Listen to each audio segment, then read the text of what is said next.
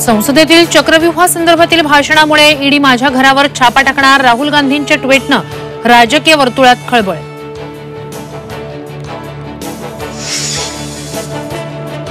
पूजा खेडकर परदेशात पसार झाल्याचा संशय, अटकपूर्व जामीन फेटाळल्यानंतर परदेशात गेल्याची सूत्रांची माहिती.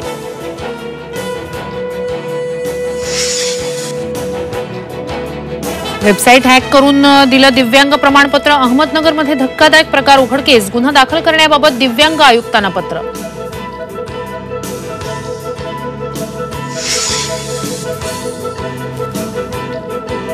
अब्दुल सत्तारांनी जमीन बळकावली, सिल्लोडच्या पठाण कुटुंबाची थेट मुख्यमंत्री शिंदेंकडे तक्रार, लाडकी बहीण कार्यक्रमाला न येण्याचं आवाहन.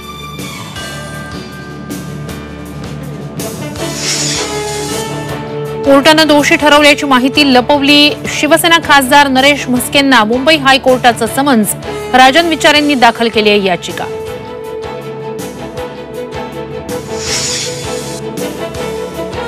आणि केदारनाथ सोनप्रयागमध्ये भूस्खलन, डोंगर कोसळतानाचा व्हिडिओ कॅमेऱ्यात चित्रित, भूस्खलनामुळे हजारो पर्यटक अडकले.